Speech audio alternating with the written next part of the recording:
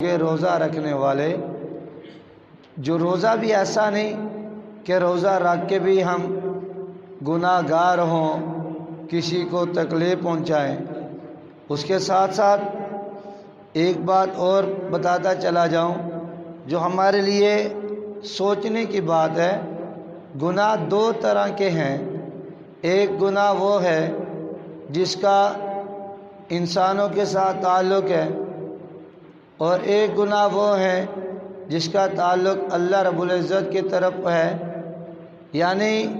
گناہوں سے معافی مانگنا۔ کئی گناہ ایسے ہیں کہ گناہ کرنے کے بعد اللہ سے بھی معافی مانگے تو پھر بھی وہ گناہ معاف نہیں ہوں گے، گناہ وہ پھر بھی معاف نہیں ہوں گے۔ جیسے ناپ تول میں کمی کرنا، کسی کو زبان سے تکلیف دینا، کسی کا حق مارنا، کسی مسلمان کو تکلیف دینا۔ کسی مسلمان کو تکلیف دینے کے بعد آپ اللہ سے جتنی مرضی توبہ استغفار کرتے رہیں، معافی مانگتے رہیں، اللہ رب العزت معاف نہیں کریں گے، کیونکہ دو طرح کے معاملات ہیں، ایک حقوق اللہ ہے اور دوسرا حقوق العباد ہے۔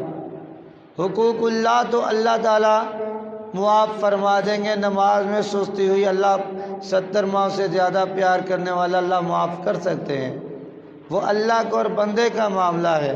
روزے کے اندر کمی رہ گئی اللہ معاف کر سکتے ہیں۔ حج بیت اللہ کے اندر کوئی بھی یعنی نیکی کے جو معاملات ہیں اس کے اندر اگر کوئی کمی رہ گئی ہے تو اللہ رب العزت کی ذات سے امید ہے، یقین ہے کہ اللہ تعالیٰ معاف فرما دیں گے۔ لیکن اگر بندوں کے ساتھ جو معاملات ہیں وہ آپ چاہے راتوں کو کھڑے ہو کر تہجد پڑھتے رہیں، پوری رات ایک ٹانگ پہ کھڑے ہو کر قرآن پاک پڑھتے رہیں، اللہ سے معافی مانگتے رہیں، توبہ استغفار کرتے رہیں، اس میں اللہ تعالیٰ کا معاملہ ہی نہیں ہے، اس میں حقوق العباد کا معاملہ ہے،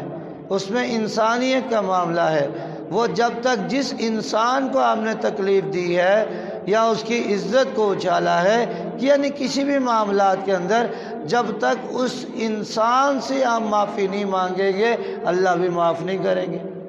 اللہ بھی اس کو معاف نہیں کریں گے۔ حدیث میں یہاں تک آتا ہے کہ اگر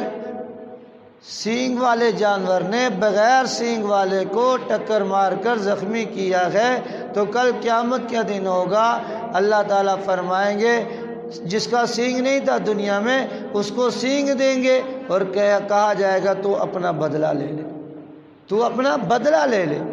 یہ تو ہے جانوروں کے معاملات۔ انسان تو اللہ تعالیٰ نے اشرف المخلوقات بنایا ہے، اپنے ہاتھ سے اللہ تعالیٰ نے انسان کو بنایا ہے، تو اس لیے اگر انسان کو تکلیف دے کر ہم یہ سوچیں کہ اللہ معاف فرما دیں گے، یہ مثال ہے یہ خیال است و محال است و جنوں، یہ ذہن سے نکال دیں۔ ایسا اللہ تعالیٰ کا قانون نہیں ہے، اللہ کا نظام نہیں ہے، ٹھیک ہے نا؟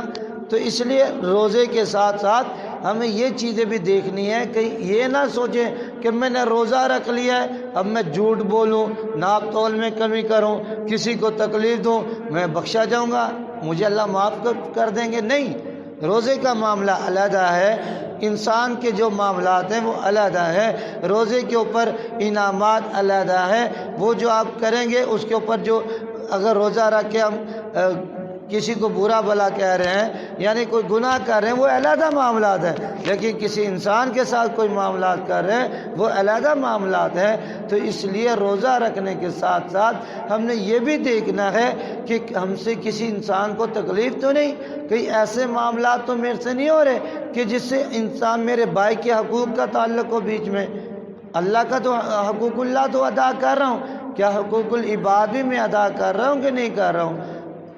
تو اس لیے روزے دار کے لیے تو اللہ تعالیٰ نے بڑی فضیلتیں رکھی ہیں، پیارے محبوب صلی اللہ علیہ وسلم نے بڑے انعامات سے نوازا ہے، تو ہم نے ان انعامات کو حاصل کرنا ہے، اس طرح حاصل کرنا ہے، حقوق اللہ بھی پورے کرنے ہیں اور حقوق العباد بھی پورے کرنے ہیں۔ پھر کل قیامت کے دن جنت میں، جنت کے 8 دروازوں میں سے جو باب الریان دروازہ ہے وہاں سے آواز آئے گی، جب ہم نے اس طرح ایام گزارے ہوں گے آواز آئے گی کہ بے روزہ دار اس دروازے سے گزرے، جو اس دروازے گزر گیا وہ سیدھا جنت میں داخل ہو جائے گا۔ تو اللہ تعالیٰ سے دعا ہے اللہ تعالیٰ ہمیں کل بلاوا باب الریان دروازے سے ہمیں بلاوا ہو، جو نمازیوں کے لیے دروازہ ہے اس سے بلاوا ہو، روزے داروں کے لیے ہے اس سے بلاوا ہو، تاکہ ہم سیدھا آرام سے فادخلی فی